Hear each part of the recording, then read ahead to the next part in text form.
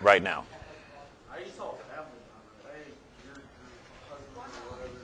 Okay, vapor lock. That's a condition when the pumps are ineffective.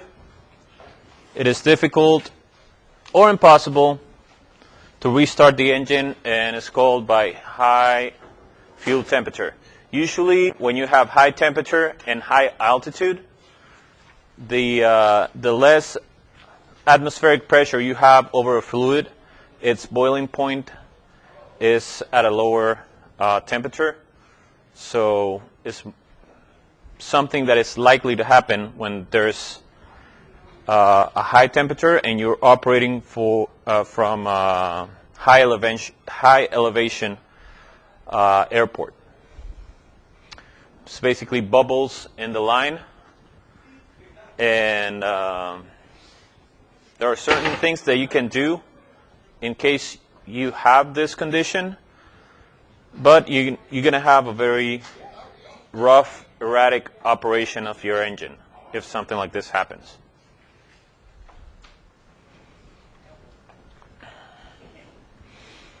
I have one friend who had this happen to him, ended up crashing. He survived. I think it was his third airplane that he crashed. Very lucky guy. Yeah, he has his own lousy pilot museum out there. No, he's not a lousy pilot. He's a very good pilot. He just very unlucky that things happen to him, but lucky that he's skilled enough that he manages to survive and fly the airplane all the way to the crash site. Yes, he was first. Can this happen to say a turbine engine? That's no, it's not very common because the amount of fuel that you're throwing into the turbine, it's not likely to happen. It's more common in reciprocating engines. Plus, the gasoline, avgas, is a lot more volatile than jet fuel. Jet fuel is a lot more stable. So it's not very likely to happen on jet engines. Yes? Two questions. One, what was he flying when he crashed?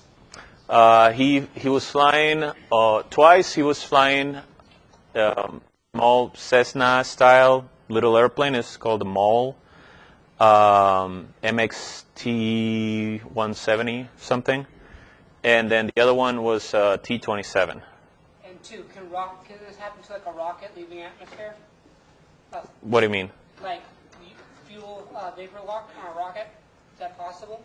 Usually the mixture of the elements on a rocket are at the nozzle where the ignition takes place. So I haven't heard about a condition like that on a rocket. Rocket fuel is more volatile than jet fuel, right? Yes, but then they keep they achieve ignition by a chemical reaction usually, not by internal combustion. So I don't see that happening, really on a rocket engine. Have you seen the hop that the Starship made? Do you follow SpaceX? The only kind of space stuff I follow is stuff that interplanetary technology stuff. Oh yeah. Well, recently, I think 2 days ago, they have this the capsule that SpaceX wants to send to Mars has been tested. So they hopped around for a minute, and it looks like a water tank with rocket engines. It's pretty cool. They're actually thinking about making the International Space Station a stop because Amazon's planning to build a space dome on the moon. Oh really? About using the International Space Station as Like a station. Stop there, refuel, and some of them keep sending them. It kind of makes sense because then you wouldn't need the amount of fuel required. If you can restock and you don't need the amount of power to defeat Earth's gravity once you're on orbit. Yeah. But I don't know if the International Space Station is fit, with the equipment that something like that, would be feasible right now. What we're saying is they Yeah, but it's pretty old. The International Space Station is pretty old. You keep adding new stuff, you know, to like an older design. It doesn't end well, you know. How old is the space station now? Wasn't it built like the 1994 or something? Yes. So it's 1994. We're talking about more than 20 years. So, all right. Gravity feed systems. We talked about that. Fuel flow is by gravity, and the tanks are above the engine on the wings, and those are high wing airplanes. Engine primer system. This is the primer, and who has used a primer to turn on like a lawnmower or like a tractor, an old diesel car? Okay, how does it work? You. Maybe to just, I used it on van. Mm-hmm. Just gave it like a little boost. Okay. Okay. Kind of your thumb or like on lawnmower. Mm-hmm. It's kind of like fuel. You just kind of pumping fuel into the line. Mm-hmm. Because it's probably not fuel on the or been sitting for a long time. Mm-hmm. You said you use. I saw you. I'm not crazy. Am I? Just a little bit. That's something. I'm probably crazy. Anyone else has used, you know, a primer on an internal combustion engine? Our weed whacker. You prime it, Mhm. press this bubble, basically pumps a bit of gasoline into the line and Into the line, and it actually goes into the cylinder because you need some extra fuel in there to crank it up. So we only going to use the primer system on our first flight of the day because the engine is cold basically, and it's just a fuel pump. You squirt gas into the cylinders, then you have more lubrication from the fuel, and it aids on the first start of the day. If you have it like a lawnmower, you only need to prime it, you know, when you first start using it. If you turn it off and then you turn it on again, you don't need the primer. we use that for our weed whacker. We only need to prime it after it's been sitting there for like 4 hours or whatever. There you go. Okay, I already talked about this. You know, fuel tanks are on the wings. They have a tank vent system. Can anyone tell me why would that be?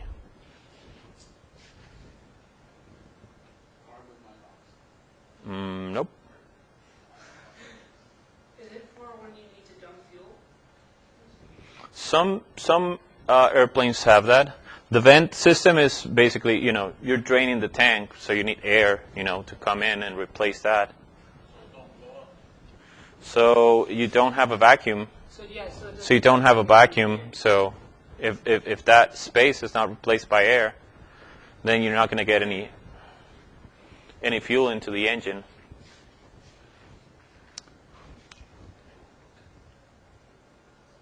And sometimes when you fill up your tank and there's a rise in temperature, that fuel inside the tank expands and it needs to go somewhere. So sometimes you will have airplanes that are leaking fuel per se, and it's basically, you know, they fill them up kind of like to the brim, and then it got hot, they didn't use the airplane, and now that fuel expanded and it started leaking out of the vents. Yes? Also, is there a year like when up in elevation is going to chip back your car? Slowly starts swelling to pops. When that happens with the engine tube, it is sealed tight. Because all the altitude. Can you run that for me again? I wasn't. So like you ever have like a chip back in your car and you go like in elevation? Mm-hmm. Or, like balls, they'll like gain air and stuff. Yes. Same thing happens with the fuel tank. You go up in altitude. You're right. You're right. If you have a difference in pressure, and you know that happens because at altitude you have less atmospheric pressure, so the air molecules, you know, expand, well, separate. So you have the same amount of molecules, but it take more space. And you obviously would need a way to compensate for that. Yes, sir. Has it ever occurred where a wing has either collapsed or basically exploded mid-flight as the pressure changes? I haven't heard about a situation like that. I'm pretty sure, like in early aviation, something like that, would happen. Because now, they design the airplanes to obviously go at altitude, and that's one of the very basic things that they need to plan for. But I'm pretty sure, like on early designs, Is there any chance that a venting system could fail during flight? if you have a system on an airplane, there is a possibility that it will fail. Yeah. The more pieces you have on some equipment, it's not very likely that it will fail, but, there's always the possibility. But it's not very likely. Okay, fuel quantity gauges. And that just sends we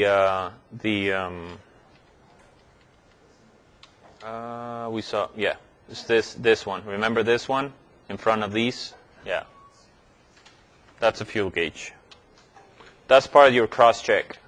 And actually, you need to monitor that because you have a fuel selector switch on that airplane that tells me that they've been using fuel from the left wing during the entire flight. And then every so often, at certain intervals during your flight, you should be checking that you have balanced fuel on your wings. Most airplanes now automate that to make it simpler, but they always have a manual lever, because if you add complexity to a system and automation, there's a possibility that that will fail too, and you need the manual way of handling that. So what I would do if I was the pilot in that airplane is to switch tanks to the right one, and then some of them even have a both, so you can feed the fuel system draining from both tanks. Odd question. How many acres would you need to make a runway that you could launch a medium-sized plane from? Runway would be at least 5,000 feet. So as long as you have like 5,000 feet, 5,000 feet is like almost like a mile, almost a mile. 6,000 feet is 1.13 miles. So it's like just. I'm trying to do that in acres. There's a property I'm working on buying, and I want to build a runway on it. Mm-hmm. So,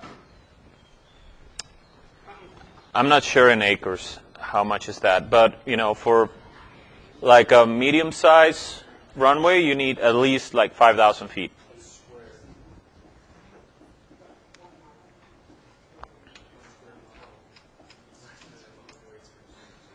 Okay, and that's the vent. Will be here. Those are the fuel quantity indicator. That's a different way. I think this one is for a Cessna. That's the way they do it. And I was talking to you about the fuel tank selector.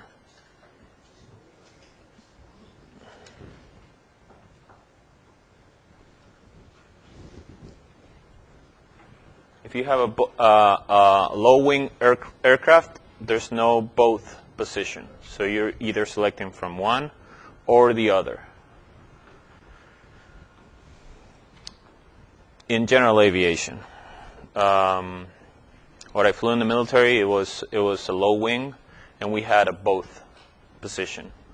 But it was like, you usually have just one electrical pump. I had 4. So, yes. what's the largest aircraft you've flown? Not very large. Looked like a sports car because it was a fighter jet. So, not very large. And have you ever crashed a plane before? Crashed? Yeah. No, I haven't gotten to that point. I got to almost. Is that a milestone or something? The way you said that, are you planning to crash? I mean, I am not planning, but, you know, I'm flying, I'm up there, and eventually, you know, it can happen. So I want to prepare for that, at least psychologically. Crashes after a while. Good. Yeah. Everybody has their first. Yes, sir. Might be the last. If someone crashes or work for a company, they get a check. Yeah, Like like a disability check. It'll be on your contract. I think usually. Like trauma, like emotional trauma. It's like, oh, I was a pilot, and now that I crashed because of this company, I can't get into an airplane anymore because I start getting flashbacks. I've heard about physical disabilities, not emotional distress necessarily being an issue of compensation in aviation. Because it will depend on the on the lawyer that you get. You know, maybe you can get that. I heard about one case. Now that you say that, I heard about one case where a pilot was he was diagnosed with anxiety while flying because of a new regulation that the airline that he was working for, like, he didn't agree. So he said that, you know, that was causing him emotional distress and he couldn't perform his duties as a pilot because of that new regulation, something to that effect. And then, but it was dismissed rapidly. Yes. He spent a lot of money. His lawyer made a lot of money. Yeah, they're the ones, you know, that win all the time. You want to make money? Become a lawyer. All right. Then we got the strainer. Removes moisture and sediment. What are the two things that a strainer removes from the fuel? Example of a question that you can have under test. Moisture and sediment. You can put in there water and sediment. That would be, you know, sort of all right. But I expect you to put moisture and sediment. How does moisture affect the fuel? Because water can't, you know, doesn't go bang when it goes into an engine. So, and that's what we want the liquid that is in there, you know, to do. Sediment, because, you know, you're going to clog the fuel system, injectors. Sediment's like rocks and stuff. Yeah, like debris, like sand, you know, or like shavings, you know, from, sometimes you can have sediment from like a defective fuel pump. The gears get worn out, and then you have some sort of metallic sediment. Should we drain the sump or the pump before each flight? Drain the sump, yes. We're gonna see what the sump, you know, is. Like there are certain areas on your airplane that you need to drain fuel. The sump is on the lower part of the aircraft, and that's yes, yes, that's a real thing. SUMP, it does exist. I'm confused. It's a component of the fuel system, and you'll see it. I'll show it to you. Okay. So that's basically on the lower part of the engine, of the fuel system, actually, and water. If we have any water or sediment, is going to accumulate on the bottom of the tanks. On the lowest part of the bottom, on each tank, we can drain the fuel, and then on a clear bottle, and observe if we have water particles in there. If we have visible water particles, that fuel is contaminated, and you shouldn't go on a flight unless that, until that's properly addressed. How many times does your fuel actually get contaminated? That's strictly curious. It can happen overnight.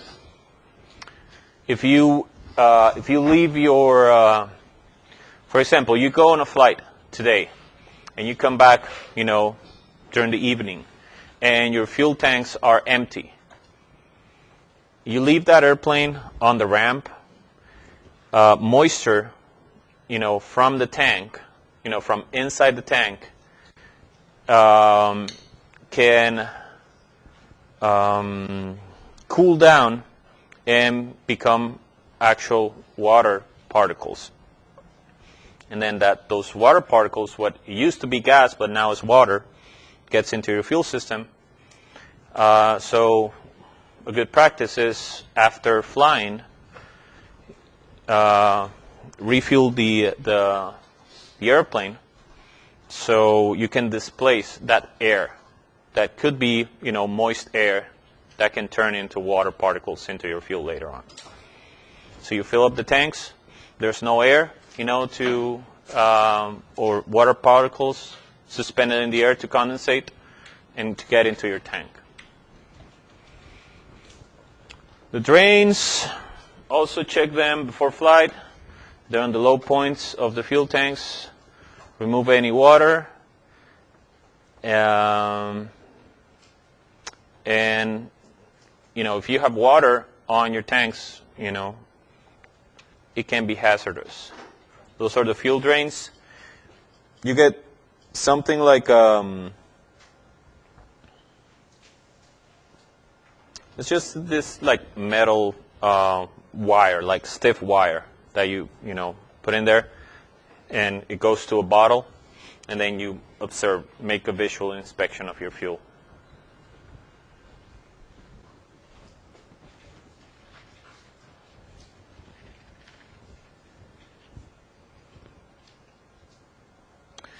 Okay, the tanks of the airplane are refueled at the filler points. They are on top of each wing on general aviation airplanes. And then sometimes if you're flying a bigger airplane, you're going to have a single point refueling area that you can put pressurized fuel into the system. GA is usually over the wing. Yes, sir. How do they get the line from the ground to the plane? I haven't. There you go. You got Mr. Cowboy there. Yeah. Yeah. I've seen them refuel a jet, like a jet from little tanker planes, but that's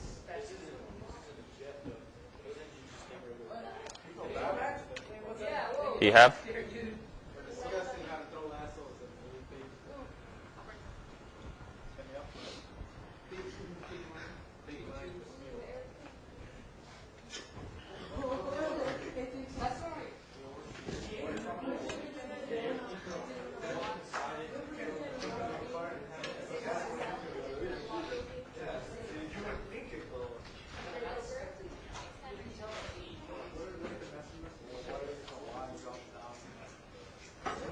This is your car fuel. It's kind of reddish. This is the old aviation fuel, 100, 130. This is the one that we're using now. It has this blue hue to it. 100 low lead. And then the clear fuel, that's jet fuel. These three are very similar. This one smells different. This is more related to kerosene and diesel than it is to gasoline. It's a lot more stable. You have a bucket of jet fuel, you can throw like a match in it, nothing will happen because it needs to be pulverized in order to ignite. That's another story with 100 low lead and 100, 130, and regular gasoline. What do you think? Torch it? Torch it? I haven't tried that. We should make like an experiment. Yeah. Bring a flamethrower. I've done the matchstick. That one I've done. Okay. They Bomb shoot from the army and just torch it and then like run away real quick. I'll have to be like really, really quick to get away from that explosion. You know, it might work as a concept.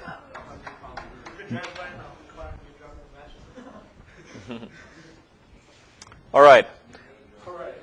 And we have refueling safety. All the time, from the ground truck to the airplane, we need to make sure that everything is done properly, because you can get contamination that way from the ground truck, you know, to the ground. That's, you know, avoiding spills, and then you need to have your master switch and magnetos off. You know, basically having your electrical system turned off, because anything electrical can cause a spark and bad things happen.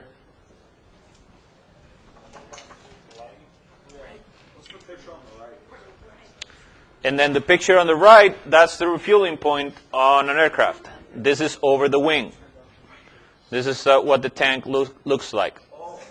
So you flip this this tab, and you twist it to the side, and then it's unlocked. And then you lift that up, you start pumping fuel, you put it back in. You make sure the flap is pointing. You know, it looks like an arrow. That has to, like a mushroom. Let's say a mushroom now, like a shroom. Okay, make sure the shroom points to the trailing edge, you know, to the flaps. Because we're going to have, the way it locks, we're going to have air, you know, when we take off, and when we are flying, we're going to have air going this direction.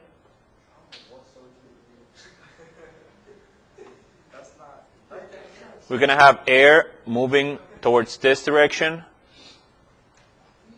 And we want this mechanism to be self-locking. If you could put it backwards, this can flip, and then it can open your fuel tanks in flight, and then you're going to lose your fuel.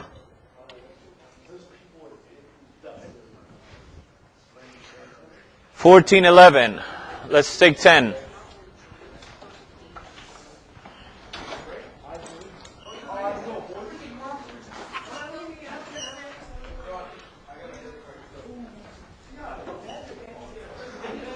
I'm working on getting my debt. I need my freaking mark. Why is that like? I don't know yet, home. It's good. Let's go.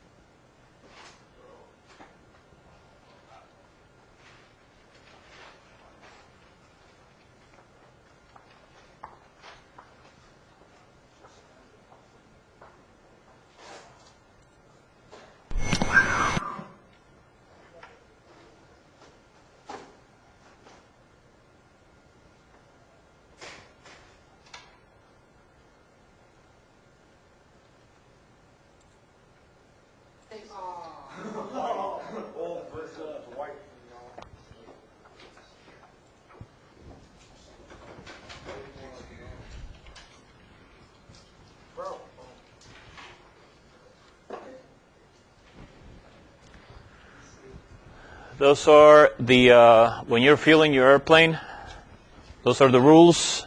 Write them down.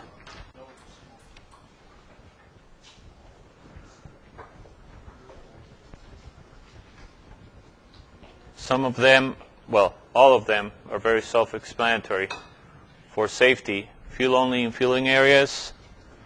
At least one wing must be tied, and the wheels have to be, with chokes on. Aircraft must be grounded. What does grounding an aircraft means? Anyone knows? Sort of. Yeah, but it needs to have an electrical cable that connects the fuselage of the airplane to a ground point. That's in order to avoid having, because of static electricity, having a spark happen due to static. Usually, what they do is that they bond the fueling truck with the aircraft, so they run a cable from the fuel truck, and they connect that electric cable, a grounding or bonding cable, to the aircraft. And then that equalizes the electrical charge between the two vehicles, so when they go and put fuel over the wing, there's no spark.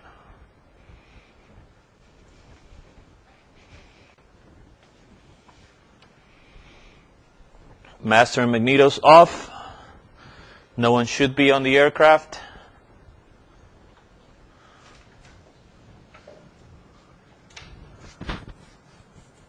And don't start your airplane if the airplane to the side of you is getting refueled. Yes, sir. What are the chances of you not grounding your plane and it like detonating from electrical charge? Well, if there's any source of spark, like due to, it has happened before. It's not common at all. I wouldn't dare saying that it's very common or that it's very likely to happen. We just want to avoid the possibility that something like that would happen.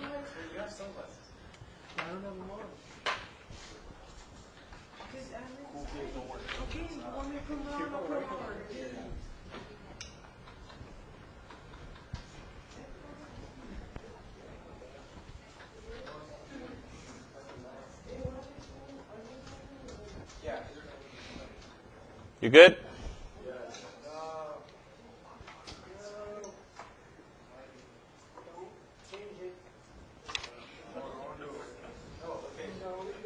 Hurry up.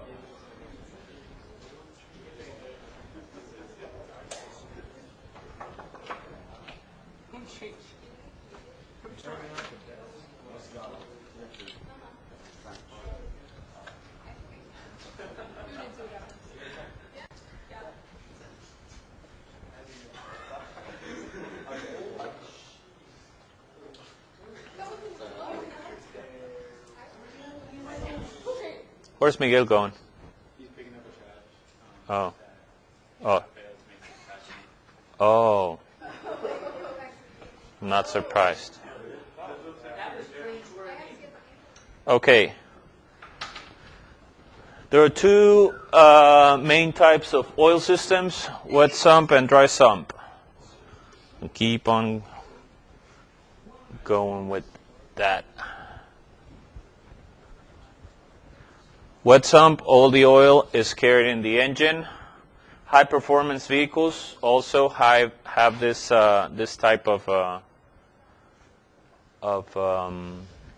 system. The oil tank or sump is integral part of the engine. Then dry sump, oil is carried in a separate oil tank, and then you have oil pumps that move it in and out of the engine. If you have an aerobatic airplane, you have a supplemental auxiliary oil tank on both sides. You have oil tanks on both sides of the up, over, and under the engine. That way, you're flying inverted, and then you have certain amount of oil that is going to be lubricating your your engine. Aerobatic airplanes usually have a limitation of 30 seconds to a minute of inverted flight. I have a question. Yes, sir. You said you flew fighter jets. What kind of jets were you flying? A-37B Dragonfly. Did they ever carry armaments? Yes. What kind of armaments? 500-pound high explosive general purpose bombs and a yes, you can drop it. You can drop it on anything. It's gonna go boom. It's gonna go into pieces. And yes, into runways. Like drug trafficking, like they clear certain areas of the forest and they build like runways. So those were, sometimes we would go on like practice runs to go just bomb them. Yeah, American made. Yeah, and that's very. Mm-hmm. What?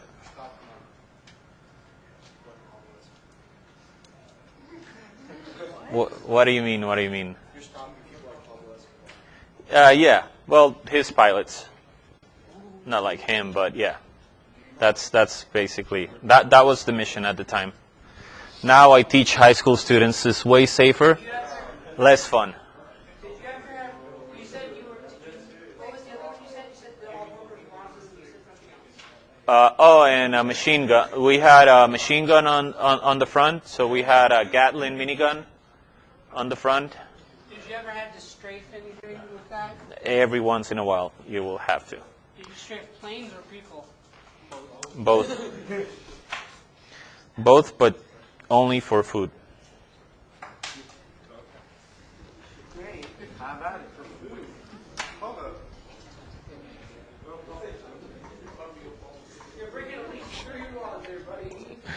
And and rockets.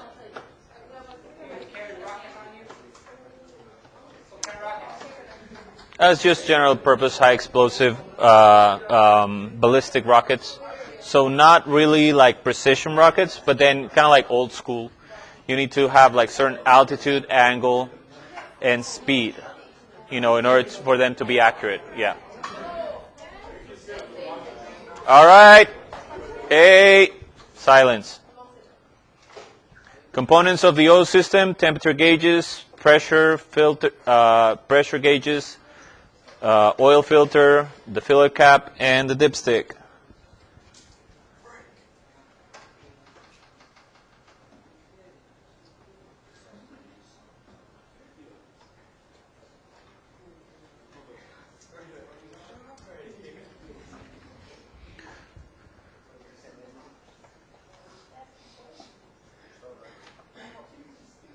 So you basically move with the oil pump, you move all the oil, into the engine and accessory bearings to cool them down and lubricate the area. Yes, sir. Air cooled, yes. General aviation airplanes, they're all air cooled. Like, I don't know about any aviation, about any airplane that's water cooled. Yeah, there is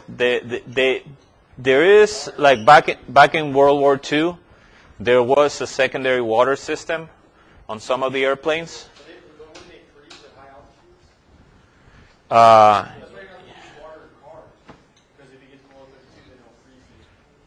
Yes.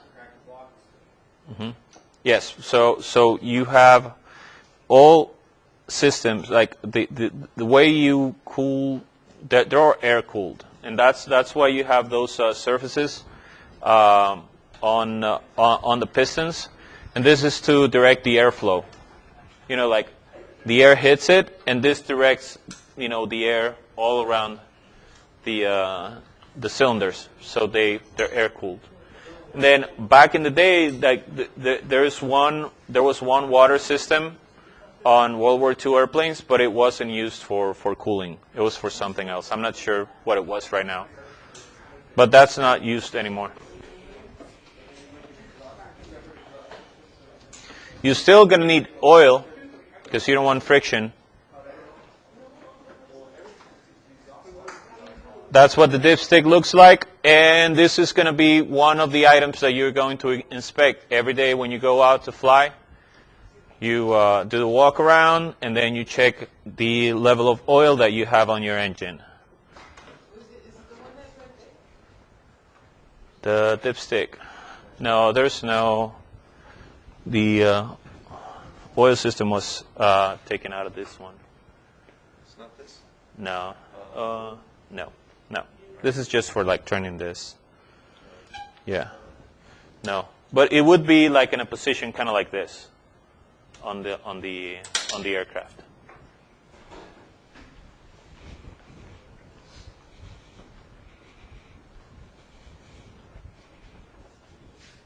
Yes, sir. What's the most dangerous assignment you've gotten when you were flying fighter jets? It will depend on what you consider like dangerous. Like where your life was the most at danger. Like the closest you were to dying. When you piss off your wife. No. I think some missions that were down on the east part of Honduras, there is a thick jungle that's where the drug dealers, hang out, and they sent us at night to intercept an aircraft in there. If we've gotten like disoriented or shut down in the area, there was no way that they could, retrieve us from there. So I think that's the one that I was most, and I was tired because it was like 2 a.m. How can they shoot you down though? Do they have anti-air weapons or? Small arms fire, at times it can reach you, and then they do have like anti-aircraft artillery. They get their hands into like very good weapons. Okay.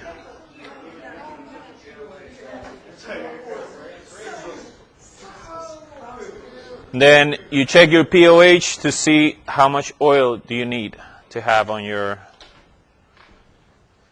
engine. And then based on that, you check it and you're able to, fill up add oil to the engine. That's something that you're allowed to do as a pilot. You don't need like a technician to go do that.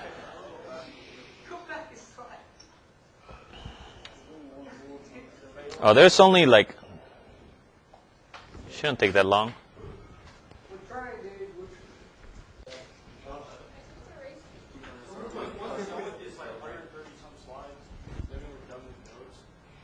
Mm-hmm.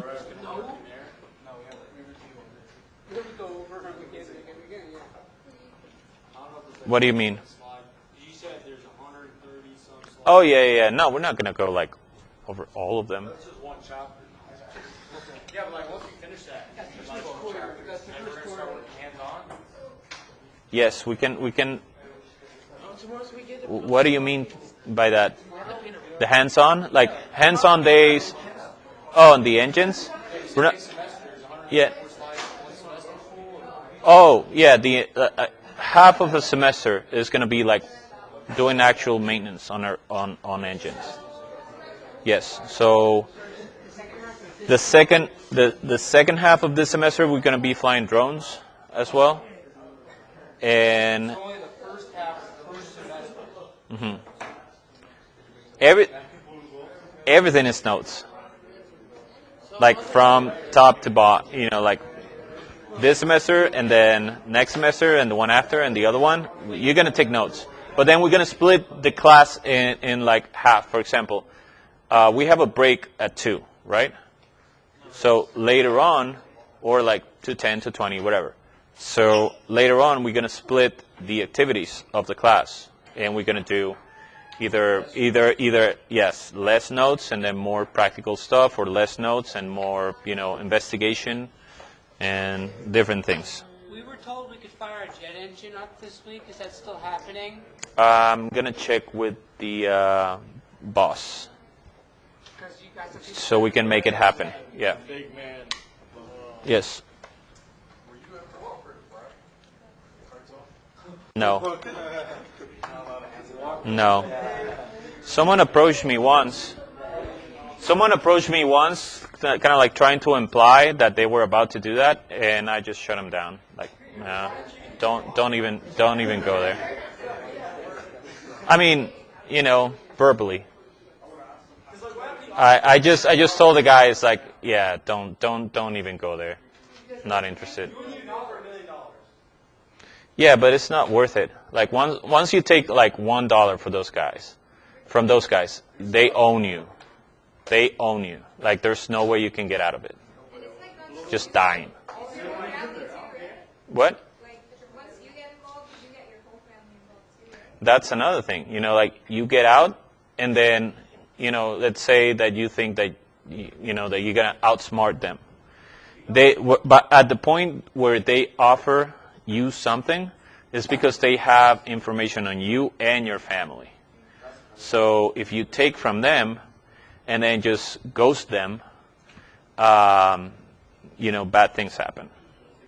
And I've seen, I knew a couple of guys, and bad things happen to them and their families. So it's something that, early on, if you get offered that, you're like, don't even go there. Because the deeper you go, and then, the harder it is to get out. I have a question. Yeah. Okay. I have an answer. Maybe. How did they threaten your wife? You said that the way she left.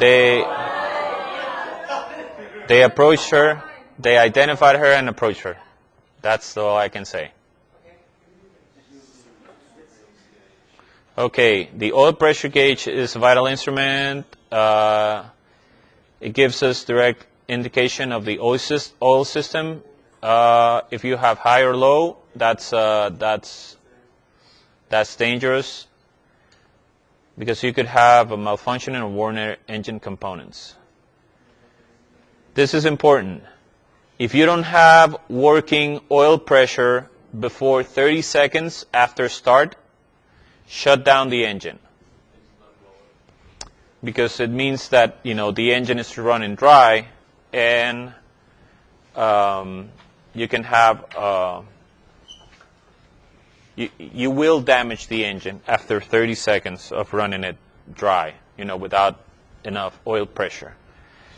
Do you guys check your oil pressure light on your vehicles when you turn it on?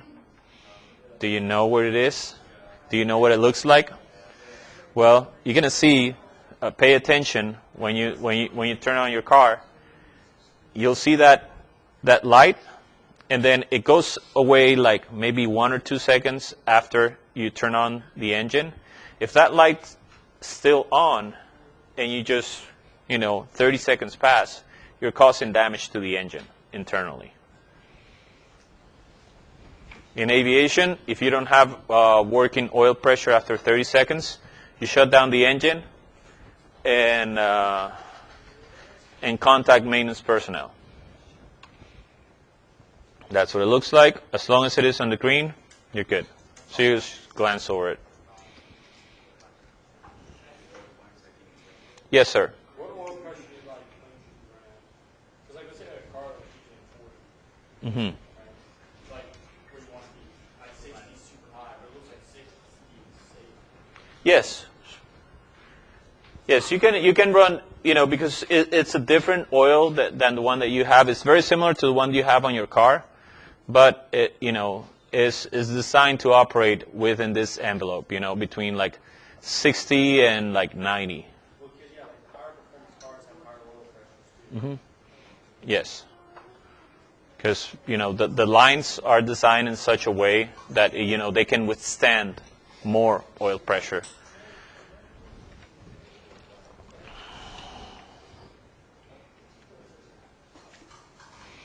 You also have an oil temperature gauge. And you want to monitor that, especially when you're at high RPM. If you have high oil temperature, it could mean that you have a low amount of that you're running low on oil.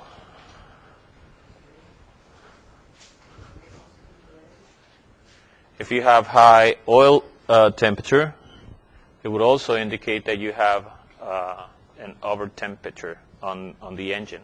Yes. Does the first sentence have a typo? The oil temperature may also be provided. Yeah, just scrap the is. Yeah. May also be provided. Also, one more question. Mm-hmm. Have you ever gone supersonic? No. Planes I flew weren't supersonic.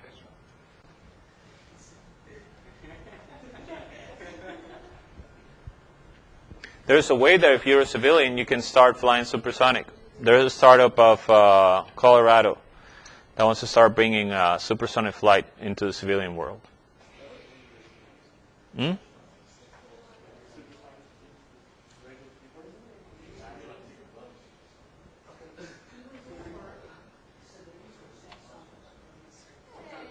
That's what that one looks like.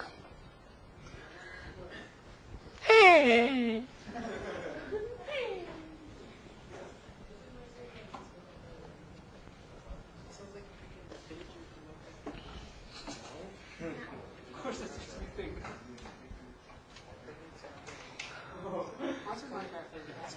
You know they're adding butterflies? They really did. How do you know?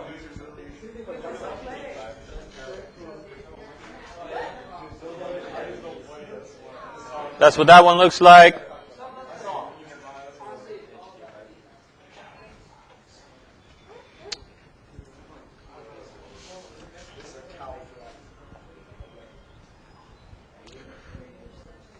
Aircraft engines are air-cooled.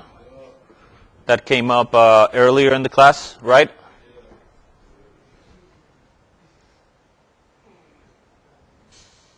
And it's primarily through baffles heat exchange. A fixed cowl is, like what covers the engine. And then you have cowl flaps, which are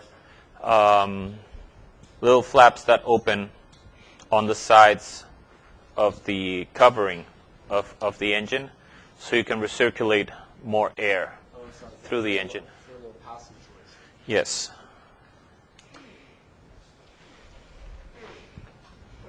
So these, hold on just a second. So this is like a fixed cowl opening, so the air, goes through the engine and is circulated in a way that it leaves, from certain areas. Other engines, they have cowl openings that open and close based on what you want to do and the phase of flight that you are. So you can actually control the cooling of the engine, control the amount of air that passes through the engine. If you're at a high power setting and you don't have the opportunity to reduce power, but you still want more air going through the engine to cool it down, those are called cowl flaps. So it's at the bottom? It's usually at the bottom, but then you can have like on the sides too, especially like older Navy airplanes, like the Corsair and the Hellcat. They had the cowl flaps like all around the engine. For me, I feel like that would be More efficient. It would be reasonable to have it in front and just suck in, get through, and pop out the bottom. So. Yeah, and it all depends on the design of the engine and the way they want to move the air along the cylinders. Yeah.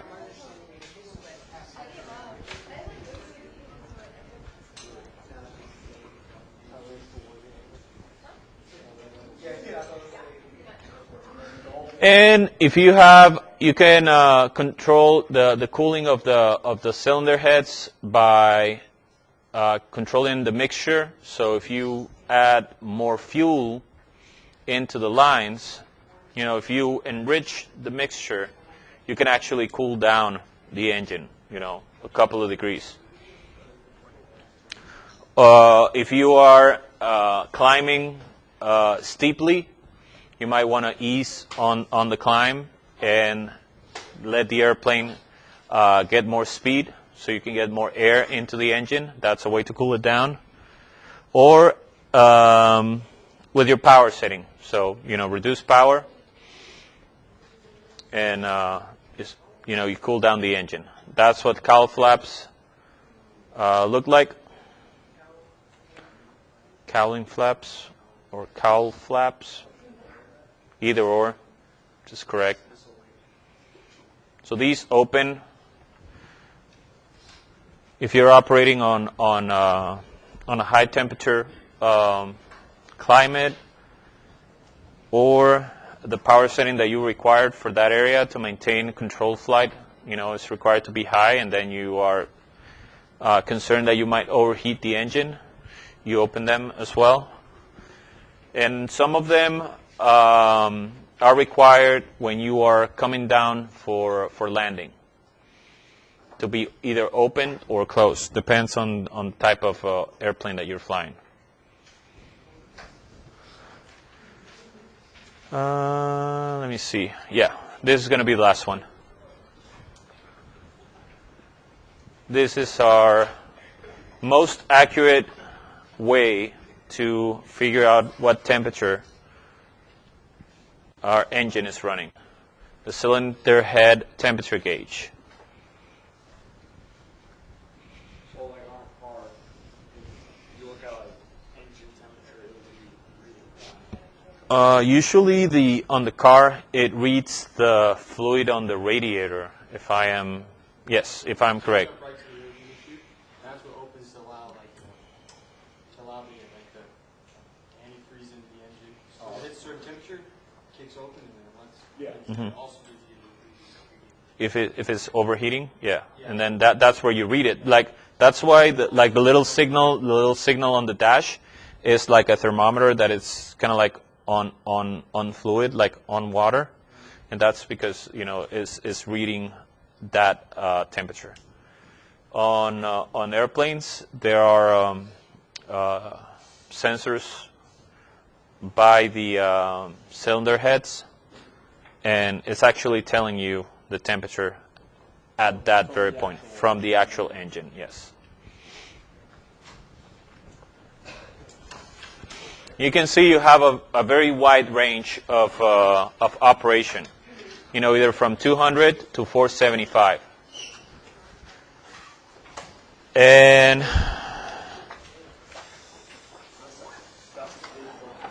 that's it for today.